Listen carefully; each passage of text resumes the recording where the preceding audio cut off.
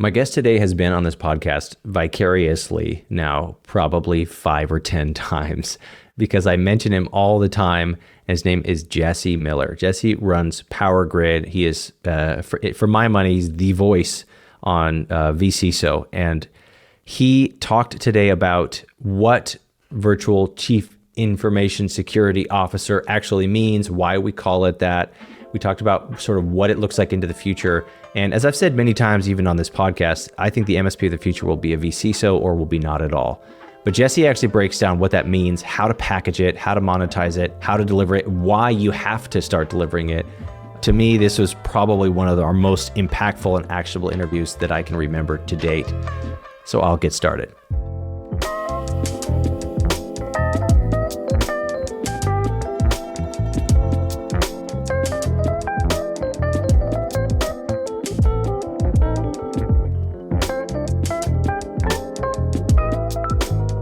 Jesse Miller, I've said your name on this podcast at least 100 times, but you're finally here. Thanks for being here. Yeah, man. I feel like I should be sending you a check or something like that, you know? Yeah, I'm amassing an invoice, and I'm going to wait until it's debilitatingly large, and then I'm going to give it to you. I hear you're not cheap. There'll probably be ROI there if I had to guess. Yeah, it'll be like, look, pay me $100,000 or let me run you over with my car. You choose. I've been rewatching The Office, actually. I just watched that one with the insurance salesman. I'll have the gabagool. Perfect. Dude, for anybody who doesn't know you, tell the people a little bit about Jesse Miller, who you are and what you do. Yeah, so I'm Jesse Miller, founder of Power PSA Consulting and creator of the Power Grid vCISO system, longtime former MSP CISO, and really what that Power Grid vCISO system is. It's really the only growth system for security-focused MSPs. And we help them take vCISO and change it from the back of the line to the tip of the spear and grow revenue for that revenue line to 7 figures and help inject a bunch of other revenue through projects and additional MRR to the MSP. And the reason you're here, Jesse, is like, for my money, you're on the short list of people in the security space who are worth talking to. For me. Thank you. And I should say, because a lot of people ask me if they can come on my podcast, just to be honest. And then I go, great. How do you want to help an MSP make money? And they're like, we harden endpoints. And I'm like, yeah, great. Thanks. You answered my question. You don't know how to do it. You just want an MSP to go get clients to push your little agent. Yeah. But you don't actually know how to make MSPs money. And you are on the short list of people, again, as I said, you're actually making MSPs money, real money. Yeah. Not $3 a head money. Anecdote about that today. We have this wins board in the Power Grid, right? So people post about their wins. Just today got one in. One of our members got his email from HubSpot on his goals, 147% to growth quota for the year, 30 days early. He's like, I'm taking a month off. Not really, but really, So love when that happens. It's like, dude, you just crushed your goals for the year, growth goals, everything. It's like, go celebrate, have a good time. So yes, we want to see MSPs grow. Well, listen, I want to jump right I want to talk about vCISO because we've talked about it many times on this podcast, virtual chief information security officer, which is sort of the new, kind of started as like a catch-all term for like security as a service. Yeah. Is that fair to say? Well, so it's interesting because it is like, I tell people like, that's kind of like our term as an industry. It's like a shorthand for talking about security advisory or strategic cyber advisory. I would say it's like a shorthand for advisory. So yes, cyber, but especially the cyber advisory quotient of that. So here's a dumb guy question for you. What's the difference between an MSP who offers a vCISO and an MSSP? Well, I think not much these days. So this is all kind of what lane you play in, and there's different ecosystems. I think MSSPs are more steering towards like MDR services, like we do managed detection and response. We build a SOC, we detect, but we don't necessarily do all the IT things for your business, right? And an MSSP can add vCISO services as well, because that's the strategic cyber advisory portion of it. An MSP is typically more IT focused. I would say more holistic, right? They will probably partner with an MSSP or an MDR provider to provide those SOC services, but then they'll advise on IT strategy, project management, and security strategy as well. So that's kind of where I see the two sit. Okay. I just had Tim Golden and you have an infamous little feud about the terminology. By the way, we're buddies, so we talk about this all the time, but yeah. Yeah, right. So Tim got to grandstand for a second. So let's let you grandstand for a second. Tim's argument being, well, why are you calling it virtual? Because everything we do is virtual. You're not adding anything. Yeah. And do you really want to call it CISO? Because aren't you incurring undue liability by calling yourself an officer for an organization in the event of litigation or something like that?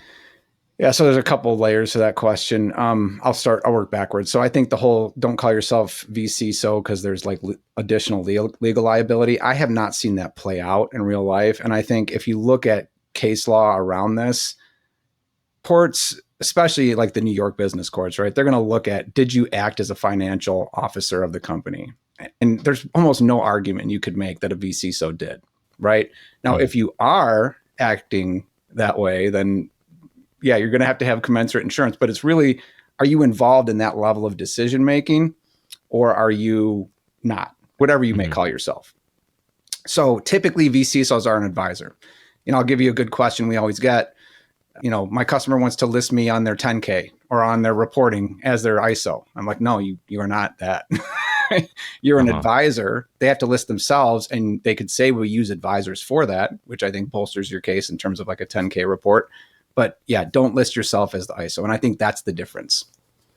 And what is a 10K or an ISO? So 10K is a yearly report that publicly traded companies have to file with the SEC for investors to say, here are areas of risk. Here's how we run our cybersecurity program. And there's a bunch of regulations that they have to meet there. So that's just one example. I mean, there's all sorts of different like HIPAA or whatever regulatory standards. Sure. You have to have an information security officer listed. Okay. And typically if an organization did not have a CISO, they would just list themselves or their CIO, like CEO or CIO or something? Correct. Yep. Or the VP of IT or somebody like that who's on their side of the fence as a responsible party for that. Yeah. What is the MSP's argument for wanting to be on the 10K?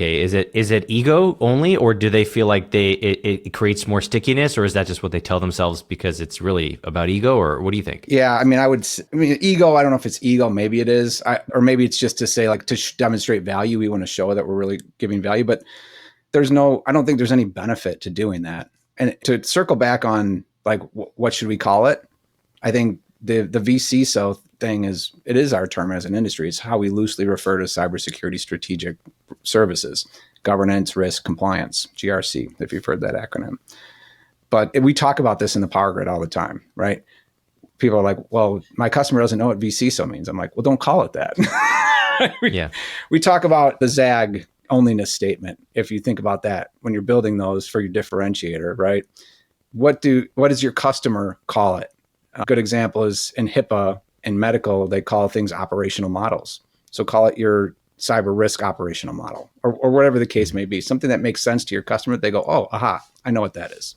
So yeah, right. we call it vCISO because when I say that, everyone kind of gets what I'm talking about. But when you're talking with your customer, you got to do the same thing. Right. And this is an interesting, or maybe not really that interesting, distinguishment, because semantics is really, the point of semantics is for frame of reference. Like that's why we have the nomenclature, so that we all know the reason we call it a chair. Like everybody knows a chair is a chair. And so you could argue, you could call it a quadrupedal rest system if you wanted to, but what do you what are you gaining from that? This guy MSPs right here. So we call it vCISO because we all know what we're referring to. But then you get into, well, hang on, when are there teeth to these semantics, right? Yeah. Because now all of a sudden you got to understand, is there actual liability? So is there precedent for a vCISO to incur liability or have damages? I don't know.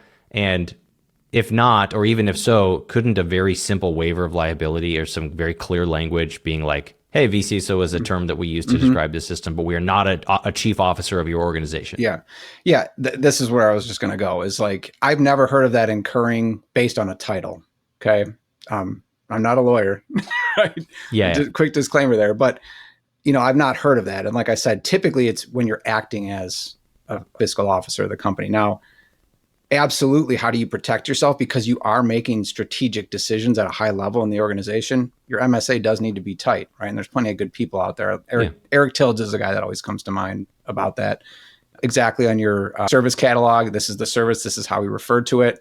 We're not a fiscal officer of the company. Those types of things I think are important to say. And I think, you want to have this belt and suspenders type of approach where, yes, your MSA protects you, but you're also very clear with the customer that you're an advisor. I'm not listed as a security officer, and so on. Mm-hmm. Okay. Well, I think that sort of answers that question, but there's something that we're sort of seeing. It's like even MSSP, I think was a total BS term at first. It was made up. Yeah. And then people started adding the extra S because they bought some tool. And then it actually slowly evolved into its own subcategory, even though I will argue that most people who call themselves an MSSP are still just an MSP with some extra tools. Yeah. But it then became its own thing. I feel like vCISO in many ways, we're sort of seeing this evolution. And I've heard you kind of talk a little bit about that, like into this new iteration of what that means in the industry. Yeah. Will you talk to us a little bit about what you're seeing there? Yeah, I kind of make this joke glibly is that, I feel like I've been shouting to the void about cybersecurity strategy or risk management as the why for everything we're doing. I've been talking about this as the approach we should be taking for the last 10 years. And the last 2, all of a sudden, people are actually starting to listen, right? So what do I mean by that? Like we're in this kind of V1 iteration where, we're talking about vCISO. And I said we have this shorthand. When I say vCISO, not everybody, but a lot of people in our industry kind of know what I mean when I say vCISO. When before it was like, well, kind of like, what is that? What does that mean? So we're seeing like the first flickers of maturity there where, MSPs, and I just look at it from my perspective, like the MSPs I was working with 2 years ago were like, we have no idea how to stand this up. Help us with this. Now the ones I'm talking to are like, we tried this. We know we need to do it, but we're having all sorts of problems either with go to market or efficiency or typically both, right? So it's not so much like, should we, it's now like, how do we? And that's kind of like the beginning of the mountain climb. Yeah, that makes a lot of sense. I'm on the record on this podcast saying the MSP of the future will be a vCISO or will be not at all. Yeah. So no, I like vCISO, the business advisory. I was just talking to someone the other day and they were like, kind of where do you see the industry going? And I'm like, well, I think the MSPs, this new version of MSPs that are going to be successful are the ones that really get business. Like there are business advisors. Yeah. We hear this term all the time, be an advisor to the business. You got to talk about business outcomes. Talking heads like us say that all the time, but like, how do we do that? Like you really have to dig in and understand your customer's business, how it runs, what enables it, all the different landmines that they could run into, the pain points that they're having, and then structure your technology to enable those goals. vCISO, yes. AI for sure, right? vCIO, and you still got to talk about IT. Don't forget about IT, but it's got to be a strategic approach. Is it part of an MSP who's saying, how do I do this? Is an inherent part of this that they just have to go up market? Because how do you sell, I guess, let me ask this question another way. How do you sell vCISO services to a 20 user accounting firm? Well, this then goes to knowing your target market, right? And I don't think you call it vCISO, you'd call it cyber advisory, right? So do you want to move up market? Yeah. I mean, there's better money, better margins, better customers, right? That's all there. So yes, I mean, I think you should always try to move up market, even if it's going from 10 seats to 100 seats, right? But if you're saying, how do I go sell to my existing client base, a 20 seat, CPA firm? Well, you have to know them and adjust what they want, right? So it's about segmenting your customers. What are their goals? How do we enable it? What's their typical budget? So how do you sell vCISO? You say it's cyber advisory and you give them like quarterly risk assessments and help them build a plan and then execute on it for them. Like in that 0 to 100 space, it's very prescriptive, but you're like a project manager, right? Helping just kind of like say, here's the way you need to go. Here's the things you need to do. Here's how I help you budget. Here's what you need. And here's what you need to do. And here's some things you should be thinking about, right? So I think back to 10 years ago. It's 12 years ago now when I built my first vCISO program. I remember I sold vCISO. We were calling it that. I wasn't so sophisticated with my language back then, but we called it vCISO and sold it to a 12-person nonprofit. Okay. They're notoriously cheap nonprofits, right? But the thing is when you go in and position it like, hey, this is $2,500 a month and we're going to meet with you quarterly. We're going to give you a roadmap. You can execute on it, right? But we're going to point you the way to go and you got to get these things done. And then we're going to help you kind of like give you a little bit of accountability along the way. That's a very like $2,500, right? It's not a lot, but it's a high margin, 60% gross margin that you're able to tack on and help and actually make their situation better, right? I mean, it's over $200 a user if you broke it down that way. It's not a Right. lot. I think you're right, and you put quotes around it because the right word is underfunded. They're notoriously underfunded for their actual objectives. But let me ask you straight up then, because we want to segment strategic advisory in ways that the market will be able to bear, as well as we need to solve the market band's problems appropriately. We don't need enterprise solutions for these firms. So what are the most effective productization and packaging strategies that you're seeing people actually use to get people paying money for vCISO? And what are the pros and cons of those different methods? Yeah. One thing that is like very vCISO and not really anything else is incident response planning, right? I think that should be in every package now. I used to say, don't include that in your lowest package because people don't care about it. Well, now insurance says you got to have it. Right now, people understand that there's a breach. And so that's a really good way to have an entry-level package that you go in and help the client prepare for an incident, walk them through a tabletop, have them see like, oh, shoot, like this is, this is real. And you would tabletop for everybody. Yeah, for sure. I mean, you have to make it commensurate, but there's products out there now like IR Game, right? Bob Miller. It's like a multiplayer game that you can go deliver for like really inexpensive to your clients and actually kind of get them to face like, oh, shoot, this is what it actually looks like in an incident. So something like that, you could go do that and just deliver that as like your salvo or, in Sandler terms, your monkey paw, right? Go deliver that to all your clients. Hey, we want you all to do this. You need it for insurance anyways. And then on the back of that, talk about now we need to manage this risk. We identified a bunch of things. It's the same motion as a risk assessment, but just a different way to talk about it in a way that might actually open up more conversations. Love that. Commercial break. Talk about monkey paw. So, I don't even know where the term came from because I'm not a Sandler guy. I haven't taken Sandler, but it's a term that refers to like an entry-level offer that basically gets your claw in the door, right? So you're the sales guy. You tell me where the genesis of that term is. Yeah, I don't know the origin of it either. I just wanted to hear you describe, but your foot in the door, like the land and expand kind of idea is let me give them something that is universally needed and easy to understand, and that can help me passively identify more opportunities for other problems I can solve. Right. That's sort of my understanding of that. Sandler guys are rolling over in their graves right now. Listen to us talk about this. Well, I've been through a lot of Sandler training, man. So that in mind, you're talking incident response, tabletop, and that makes sense. But let me ask it another way. Are people charging a flat fee or are people doing a per head price? Great question. How do they get people to pay them dollars and how are they structuring it? I just did a long article with Kevin Clune about this, right? So my view on it is this should be a productized service. Like we want to SaaSify this and we want to uncouple it from the user cost. So I want it to be like a monthly retainer style.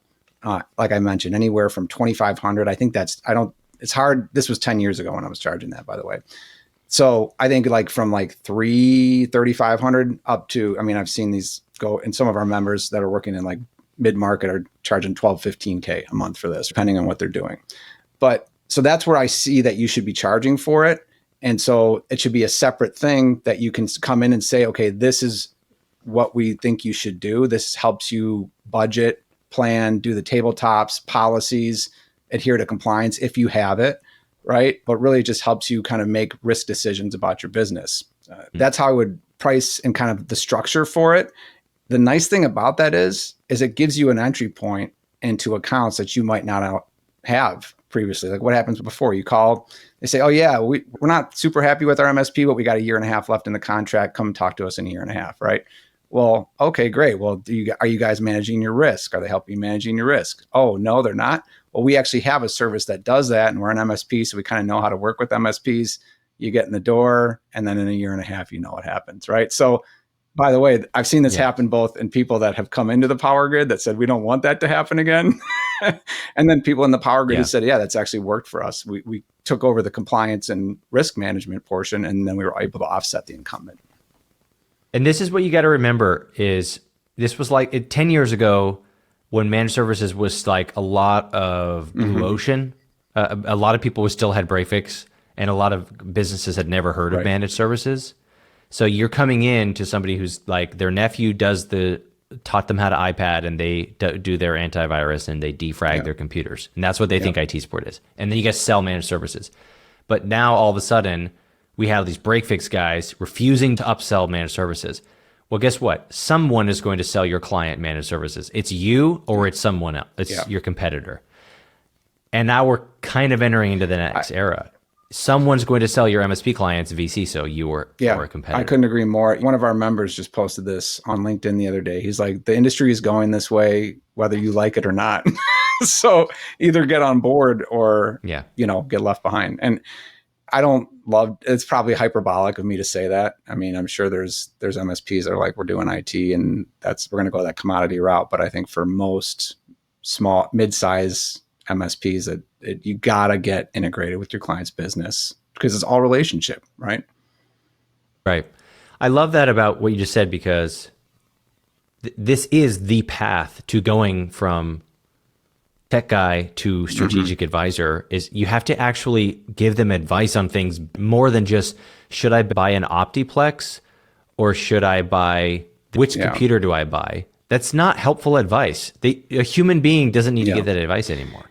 It's interesting because, like, again, 2, 3, 4 years ago, we weren't talking about this, but the level of noise in the cybersecurity domain is just at an 11, and it continues to speed up with AI and everything else.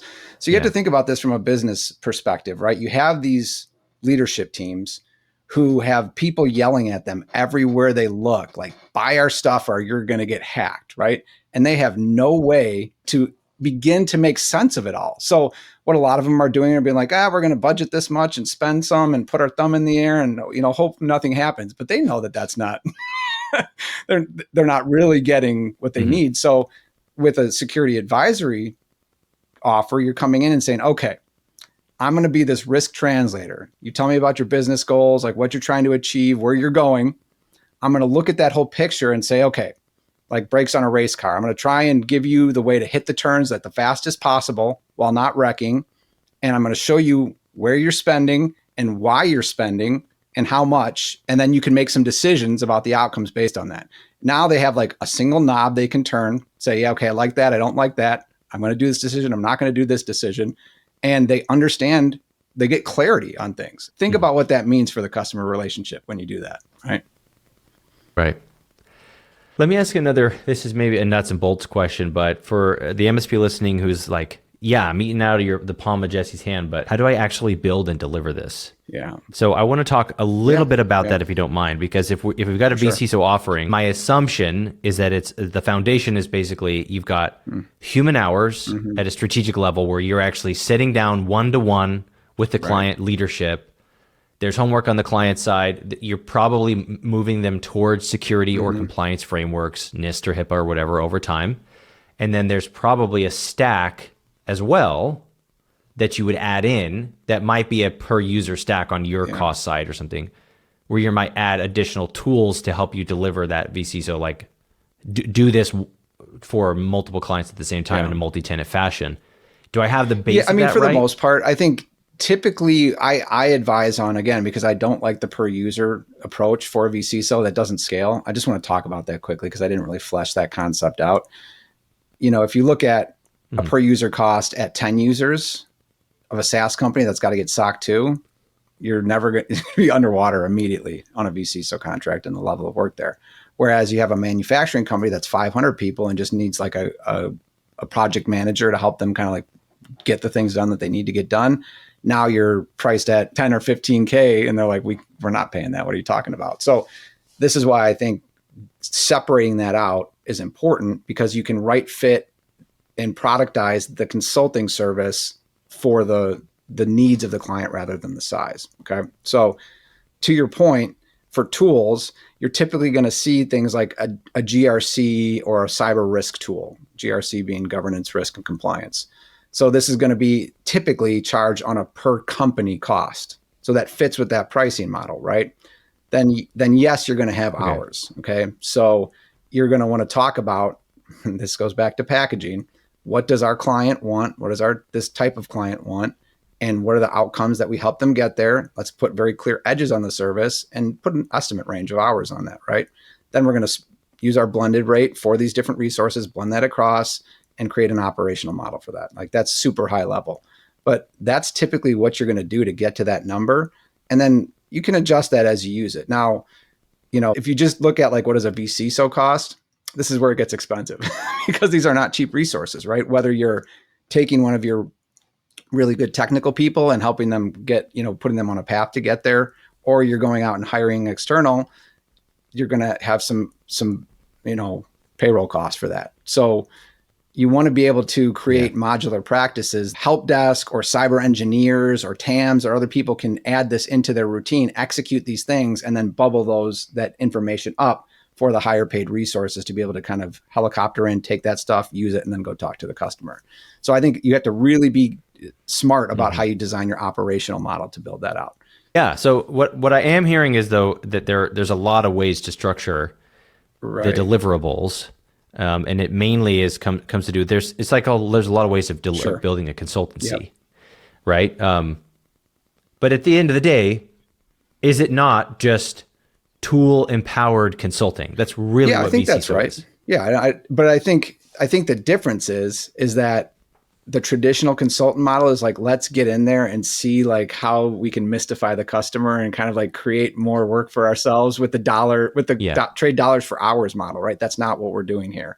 I think as an MSP, where we have advantages, is we can say, let's go take our model for managed services, the scale model, and then create really clear edges on the service and execute those things for the client.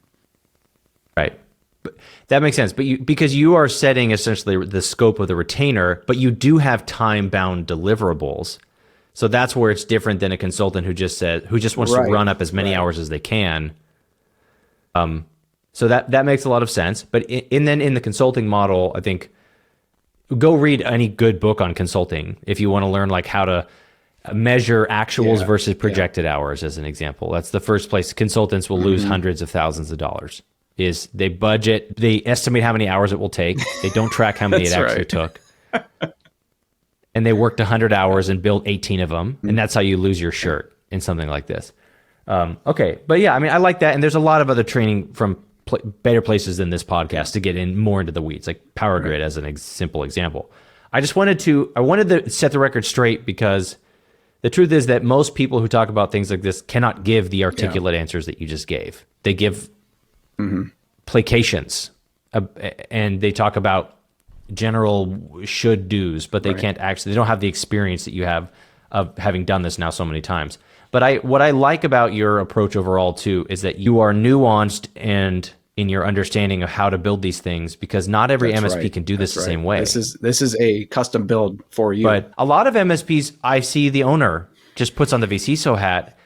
Do you think that's usually a good idea or a bad idea?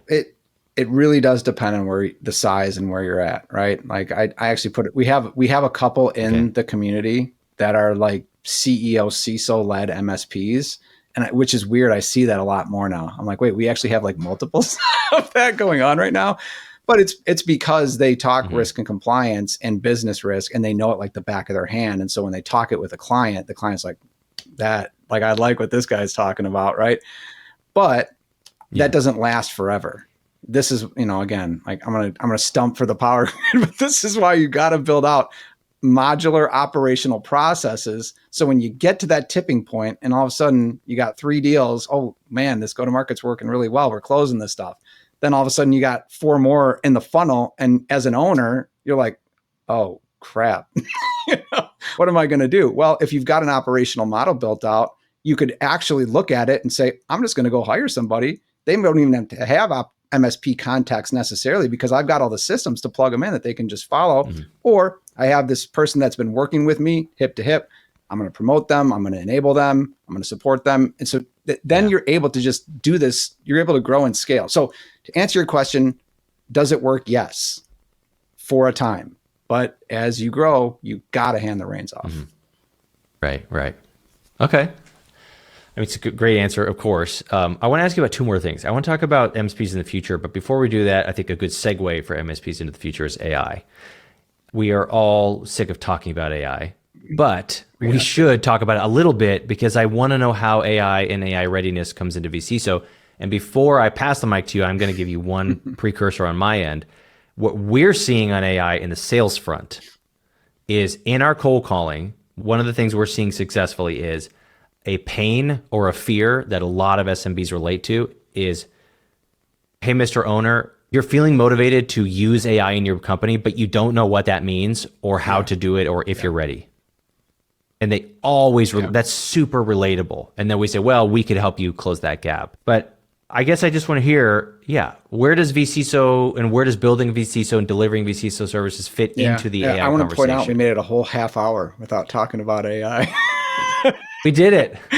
But no, we have to talk about it, right? It's the next internet, right? And so it's interesting because I hear things on both sides of like SaaS is over, right? Versus it's a bubble. And then the reality is somewhere in the middle there, right? But it's not going away, and it's table stakes for doing business in the next decade, right? So all that to say is like, where does vCISO fit? With a vCISO offer, you can be the grown-up in the room. Again, the bad salespeople are capitalizing on FOMO. Like, you're missing out, Mr. Client. It's just like it's like a rehashing of cybersecurity FUD, right? Like, you're going to get hacked.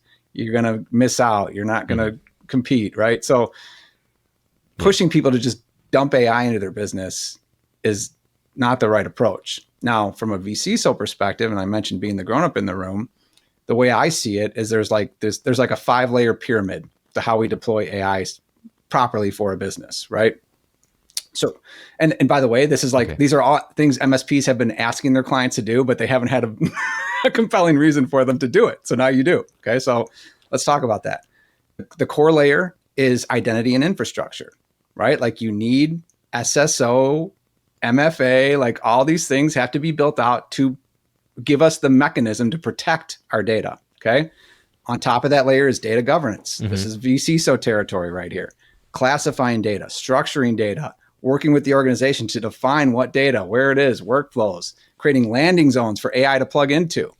And on top of that, you have AI governance, right? Now that's another vCISO thing, helping design policy. What can and can't we do? What can and can't we train on? What regulations are we going to be subject to? Because you know what? Each state is coming out with their own. And then after that, now we have AI operations, the controls that enforce our AI governance. So things like Liminal or Abacus, right? These are all gateway products that you can use to like protect customers' data and use it inside a safe environment. These are all services that MSPs can sell while they're managed by their vCISO. And then lastly is agentic, right? Once you've got all that in place, now you can talk about how much do we want to let the AI just handle on its own? And what are our safeguards around that? What are our delimiters? Where do the human kill switches need to be, right? These are all high-level enterprise conversations. When I say enterprise, I mean business conversations with your customer. So building that pyramid is 3 to 5 years of work for your clients, right? And so if you go do that from a vCISO perspective, I mean, come on, man. You're not going anywhere. Right. And I love what you just said. There's all of these things you've been trying to sell, but they just didn't understand. They didn't have a reason to. And frankly, why should they? If you can't paint a picture of why they should do it, then you can't be mad at them that they didn't do it. And now you're going, now you can. Now there's a reason. Like you said, there's a means. This is a means to an end. In the end, you're saying, I need AI agents tomorrow. You go, great, I'll get you AI agents. Let's start here. Turn on your freaking multi-factor authentication. Exactly. And here's the thing that you can talk about with this, with your clients, is like AI expands up, risk expands down in my triangle analogy. So you could plug AI in at any stage along the way, but you have a commensurate level of inverse risk depending on where you're at in that stage. So like, you want to do AI agents tomorrow and just let them do whatever they want? You want to plug in OpenClaw? You don't have MFA or anything else? You can do that. Absolutely, you can do that. But your risk is astronomical.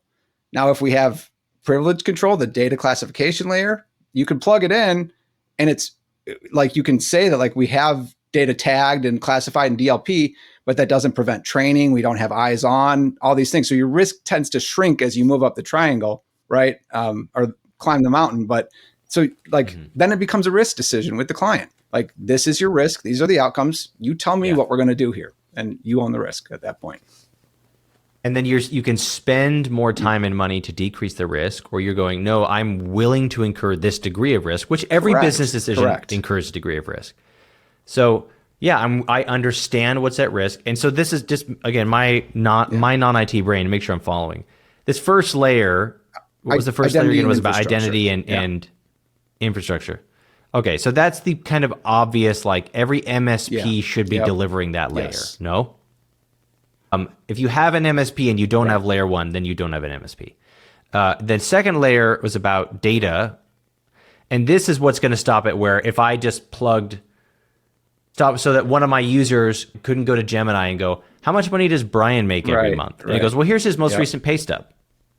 Because my data is all in the pool, but it's not tagged and that's categorized. Data governance. Is that correct? The way we talk about that, right? Yep. Right. Okay. And then AI governance is like, what is AI allowed to do? How is it supposed to operate?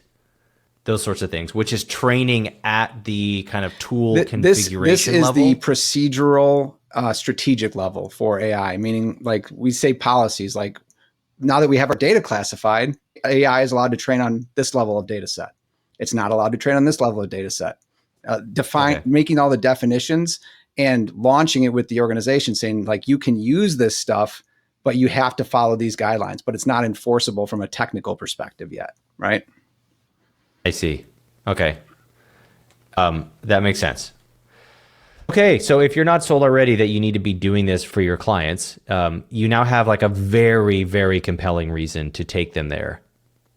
This is how you get somebody into AI without them getting sued or shut down or and at the end of the day, like you can, like, again, it's a risk conversation. Like, I love the idea of first principles thinking for this kind of stuff. And you just said that, Brian, like all business decisions have risk with them, and you do things to mitigate that risk, whether financial or hiring more people or whatever, putting locks on your doors. Like, you do all these things to mitigate risk in your business for the decisions that you're making.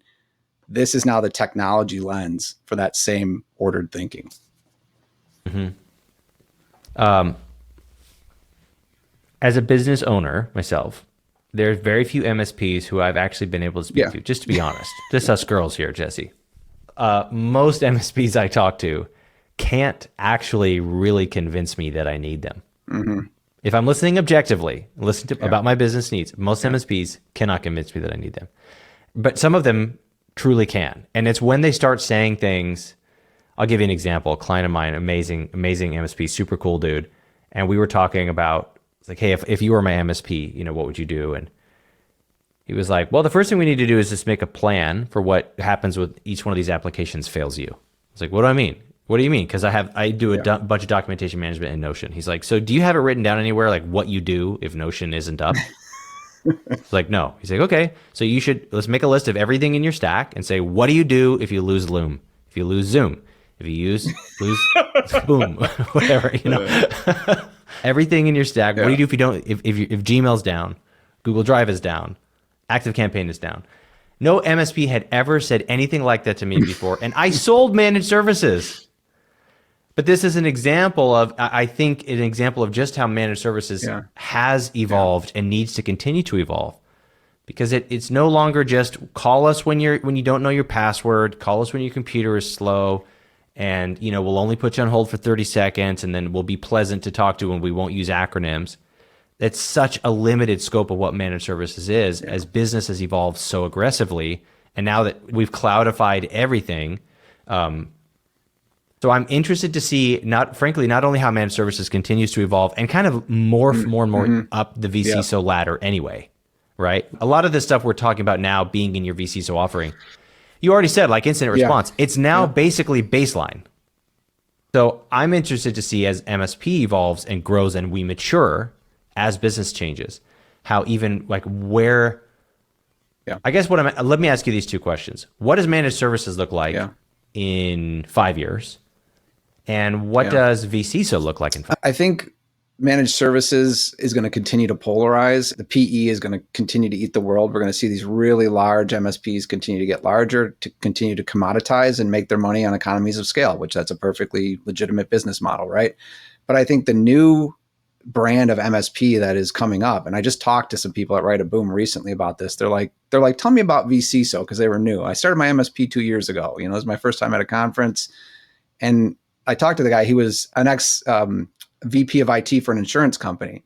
And he's like, so I talked to him about vCISO, and he's like, oh yeah, that's the stuff I'm doing for my my clients. So he's like doing vCISO, and like tools are an afterthought. Like, let's, you know, we'll use those to, get you where you need, but he's consulting on that stuff. So all that to say is I see more of these like teams of Navy SEALs, I guess is the way to think about it, that are going to run really lean, and with AI are going to be able to handle a lot of customers. And the ones that act like those business consultants and wield the technology to do that, I think are going to be drastically successful, right? Second one. So what does vCISO look like? Maybe we don't call it that. You know, maybe it's vCTO in 10 years, and it's just technology, and security is a part of it, right? So you'll see maybe vCTO and VAIO, or whatever we're calling the AI officers. But so yeah, I know. You know, like security is not going away, but I think it's just going to be become more of a business function, right? Yeah, and you're right. Security is in many ways it's future proofed appropriately. AI is never going to replace the AI governance jobs, right? Because it can't govern itself. You know what I mean? So if you are somebody who helps wield and manage AI, like we're always going to need you, and you're going to become more and more expensive and invaluable to us as AI becomes more and then so that maybe that dangerous. is what it is. The vCISO role is now more of like, you got to go out and like knock robots off the assembly line if they're taking over, you know. But maybe interesting. You're like judge, jury, and executioner of these like crazy AI systems that do wild things. That's the Terminator view of it. But I think the better view of it is that as AI becomes more sophisticated in attacks, and then we essentially just have to become more agile and more real time. You know what I mean? The way that like the Pentagon, there's a lot of change there all the time. And we don't see what it is because they have to obscure their methods because it's the only way to stay ahead of the threat actors. And, you know, versus us being a security guard with a baton and quarters to call the police on the payphone, you know, if things get really bad.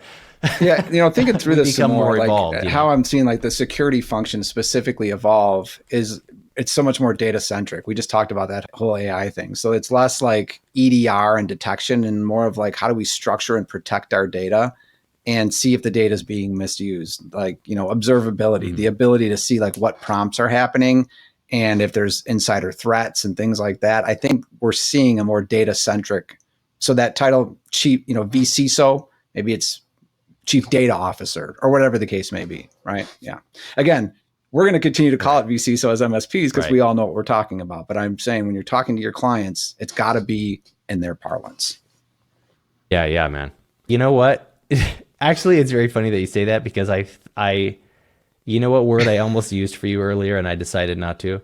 Is perspicacious. Do you know this word? Yeah. Dude, I'm a huge word nerd. This is interesting to know one, but words I think are so freaking cool. I just love using bizarro words. My wife, hang on, let me show you what my wife just got me. This is my Valentine's Day gift. That's perfect. A word a day dictionary. That's how you know the romance is real. We get each other kick-ass. That's exactly. She knows you well. Valentine's Day gift. Yeah. I got her a snake plant. She's over the moon. We got this thing figured out, you know? No, anyway, perspicacious means a sort of like auspiciously perceptive. Like you have this nuanced perception on cybersecurity and you have this way of distilling it in a way that actually benefits other people. Instead of you just having this, pardon the term, but like masturbatory, high concept talking points that just makes us feel self-important, but it doesn't actually help any of us do our jobs. And And if you're not too bashful for the compliment, I'll say I really firmly believe you're having an altruistic and positive impact on the channel, because you're making security accessible, you're making it matter, but you're also making it monetizable. I'm really glad you said that, because like altruism works both ways, right? I call this stewardship. There's like this 5-phase framework, but the stewardship is about not just making sure that our clients succeed, but that we succeed as well. And so we give the clients excellent value, and we're paid very, very fairly to do that. I love it, man. So if people want to talk to you, first of all, you're one of my favorite. Seriously, you're a big inspo to me. You're a great LinkedIn writer, because your LinkedIn posts are actually. We didn't even talk about that. Talk about farming. We didn't even talk about the farm. Yeah. So we're just getting our direct-to-consumer website going. So we'll be selling in the Midwest for that. So that's like a little pet project of mine. And something I'm very passionate about is food as medicine. And I think that's another way we can make society better. So I post on LinkedIn on Saturdays usually about that. So come see me on Saturdays. You can see me at LinkedIn/IN/SecOpsWarrior. And then if you want to go check out the Power Grid, you can go to POWERGRYD.group, powergrid.group, and take a look at what we got. Awesome. And we'll link Power Grid in the show notes. We'll link your LinkedIn, and I'm going to find a link to that article as well that you did with Kevin. Well, anyway, thank you again, Jesse, for everything you're doing. Thanks so much for being on the show. Thanks for having me on, dude. Looking forward to seeing you at the next thing.